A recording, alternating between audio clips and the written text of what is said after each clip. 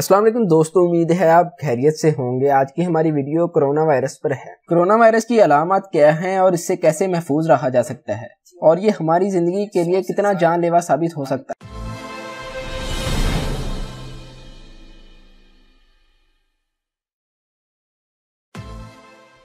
Corona virus एक बीमारी जो कि चीन से शुरू हुई थी और अब तक 150 से ज्यादा ममालिक तक फैल चुकी है।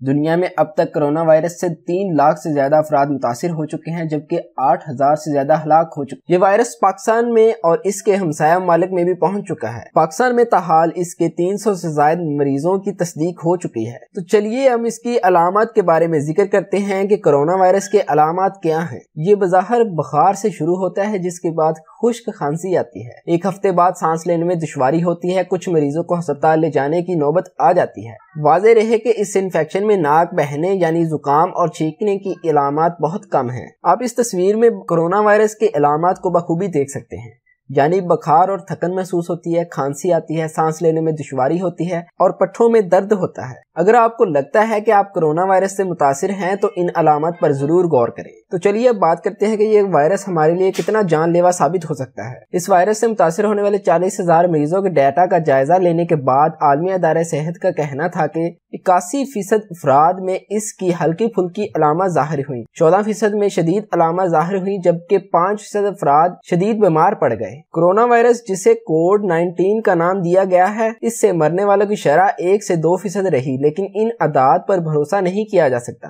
हजारों अफराद का इलाज अब तक जारी है और शरह अमवात बढ़ भी सकती है, लेकिन ये भी गैर वाज़ेह है कि हल्के फुल्के अलामत वाले कितने केसेस हैं जो रिपोर्ट ही नहीं हुए। इस सूरत में शरह अमवात कम भी हो सकती है। हर साल 1 अरब अफराद इन्फ्लुएंजा का शिकार होते हैं और 2,90,000 से 6,50,000 अफराद हलाक होते हैं। फ्लू की शिद्दत हर साल बदलती है। अगर आप इस वायरस से मुतासिर हैं तो इसका टेस्ट कई जगहों पर हो सकता है, मसलन घर पर, टेस्टिंग सेंटर में और अस्पताल में भी हो सकता है। तो चलिए अब हम बात करते हैं कि क्या कोरोना वायरस का इलाज मुमकिन है। ताहाल इस बीमारी का इलाज बुनियादी तरीकों से किया जा रहा है।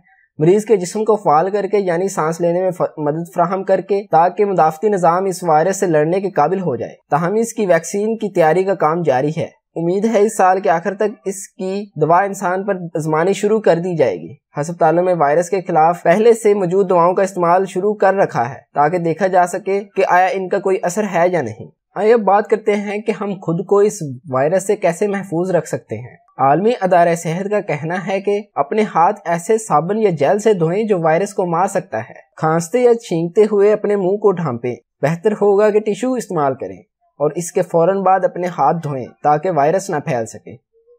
किसी भी सतह को छूने के बाद अपनी आंखों, नाक और मुंह को छूने से ग्रेज करें। वायरस से मुतासर होने की वजह से आपके जिस्म में दाखिल हो सकता है। ऐसे लोगों के करीब मत जाएं जो खांस रहे हों, छींक रहे हों या जिन्हें बुखार हो और उनके मुंह से वायरस वाले पानी के कतरे निकल सकते हैं जो कि फजा में हो सकते हैं। ऐसे अफराद से कम से कम 1 मीटर यानी 3 फुट का फासला रखें। अगर तबीयत खराब महसूस हो तो घर में रहें। अगर बुखार हो, खांसी हो या सांस लेने में दुश्वारी हो तो फौरन डॉक्टर के पास जाएं और डॉक्टर की हिदायत पर अमल करें। उम्मीद है आपको हमारी वीडियो पसंद आई होगी। अगर आपको हमारी वीडियो पसंद आई हो तो इस वीडियो को ज्यादा से ज्यादा शेयर करें। आपके एक शेयर से पता नहीं कितनी जानें बच सकती हैं। और चैनल को सब्सक्राइब करना मत भूलें। शुक्रिया।